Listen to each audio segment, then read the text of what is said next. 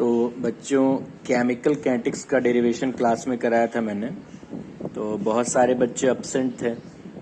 सो वो ये वीडियो देख लें और उनके लिए डेरिवेशन आसान हो जाएगा। जैसे कि अगर हम फर्स्ट ऑर्डर का डेरिवेशन करते हैं, एक तरह से हम कहते हैं कि हम के की वैल्यू फाइंड आउट करते हैं, या दूसरे वर्ड में कह सकते हैं कि एक रिलेशन बनाना चाहते हैं, रिलेशन बिटवीन के यानी रेट कांस्टेंट एंड कंसंट्रेशन। इनमें हम एक रिलेशन जनरेट करना चाहते हैं। सो जैसा कि हमें पता है कि फर्स्ट ऑर्डर रिएक्शन का मतलब क्या होता है। फर्स्ट ऑर्डर रिएक्शन का मतलब होता है कि रिएक्टेंट ए से प्रोडक्ट पी बन रहा है, और जब हम इसके रेट लॉ को लिख रहे हैं, देखिए इसके रेट लॉ को लिख रहे हैं तो क्या लिख रहे हैं, के rate constant into concentration of a to the power 1। अब ये जो पावर होती है रेट लॉ में कंसंट्रेशन की, इसी के सम को ऑर्डर बोलते हैं। सो ये फर्स्ट ऑर्डर का हो गया। थोड़ी देर के लिए इस कंडीशन को देखिए कि जब टाइम 0 था उस समय रिएक्टेंट का कंसंट्रेशन आपने ए ले रखा था और प्रोडक्ट कुछ भी नहीं बना था क्योंकि अभी तो टाइम 0 है। आफ्टर टाइम टी क्या होता है, यहाँ से कुछ अमाउंट कम होता है और वही अमाउंट यहाँ प्रोडक्ट के फॉर्म में चला जाता है according to conservation of mass. So अगर रेट को कैसे लिखते हैं, small change in concentration upon small time interval, इसको बोलते हैं रेट। ये हो गया रेट कांस्टेंट। और टी पे जो वैल्यू है ए की वो क्या है, वो है ए माइनस एक्स, और इस पे पावर क्या है 1, क्योंकि ये फर्स्ट ऑर्डर। अब ये x का फंक्शन है तो dx के नीचे लेके आते हैं dx upon a minus x. ठीक है, dx upon a minus x,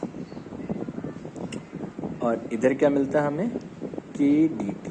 ठीक है, अब जैसे कि ये स्मॉल टाइम इंटरवल है dx dt। अब अगर मान लो पूरे रिएक्शन में हमें रेट को बताना है, चेंजेस को बताने हैं, तो क्या करना होता है, तो हमें क्या करना होता है, इस छोटी चीज को पूरे रिएक्शन के लिए कैलकुलेट करना होता है। और जब भी किसी छोटी चीज को बड़ा करना होता है तो हम उसको इंटीग्रेट करते हैं। तो हम लिखेंगे integrating both side with respect to x. अगर बोथ साइड को इंटीग्रेट करते हैं तो dx upon a minus x को हम सब्स्टिट्यूशन से इंटीग्रेशन करते हैं ना। जैसे a माइनस एक्स को t मानते हैं, यहाँ डिफ्रेंशिएट करते हैं minus dx is equal to dt, और इस वैल्यू को उठा के यहाँ पुट करते हैं तो dx की जगह माइनस dt और इसकी जगह t। और आप ही ने पढ़ रखा है कि अगर 1/x dx होता है तो उसको हम log x लिखते हैं, तो उसके अकॉर्डिंग इस इंटीग्रेशन की वैल्यू माइनस log t हो जाती है, और जब t की वैल्यू रख देते हैं तो ये माइनस एक्स आ जाता है। इसी वैल्यू को उठा के यहाँ पुट कर देते हैं, अब ये आ जाता है minus log a minus x. और अगर थोड़ा सा आगे देखें तो k t, और जब भी इंटीग्रेशन करते हैं तो एक कांस्टेंट टर्म c लेके आते हैं, जिससे ये पता चलता है अपने को कि अगर कुछ चीज़ें छूट गई हैं तो वो आ जाए। इस इक्वेशन को अगर कुछ देर के लिए हम स्टार मान लेते हैं तो एट इनिशियल कंडीशन, अच्छा इनिशियल कंडीशन का मतलब होता है जब t 0 था तो उस समय x भी 0 था, ऊपर देखिए, और इसको अगर स्टार में पुट कर दें, पुटिंग इन स्टार, तो आपको c की वैल्यू मिल जाती है क्या, माइनस log a। x 0 हो जाता है, k के बाद t भी 0 हो जाता है, और प्लस c, यानी c की वैल्यू मिलती है माइनस log a।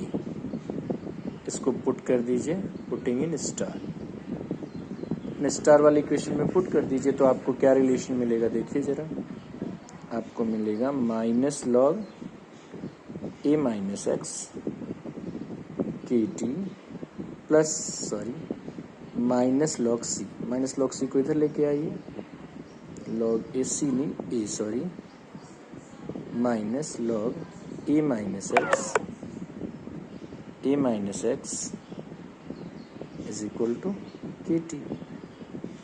देखो एक लॉग का फॉर्मूला पढ़ रखा है आप लोगों ने, log m minus log n अगर होता है तो इसको लॉग एम बाई एन लिख देते हैं। अकॉर्डिंग टू दिस इसको हम क्या लिख सकते हैं, log a upon a minus x, है ना। और इधर क्या लिख सकते हैं, के टी।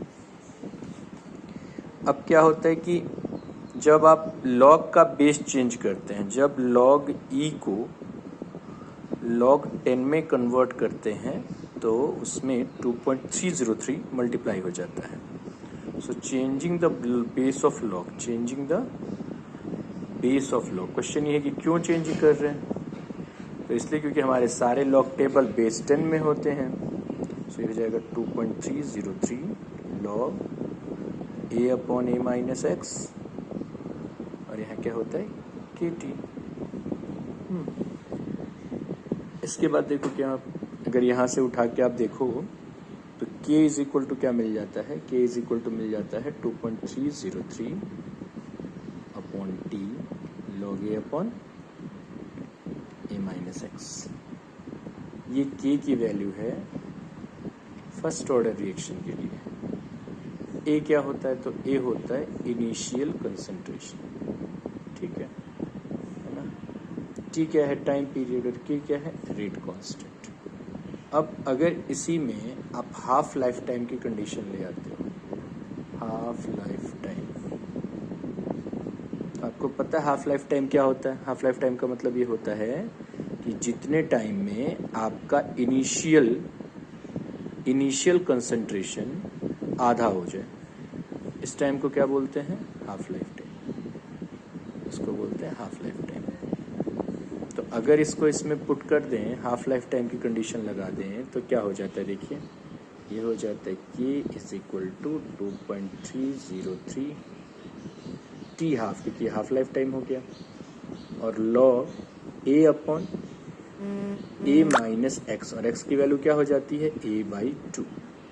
जब भी हाफ लाइफ टाइम आता है इसका मतलब ये है कि ये जो a था हाफ लाइफ टाइम पे, जो ये x बनेगा वो a का आधा बन जाएगा, ठीक है।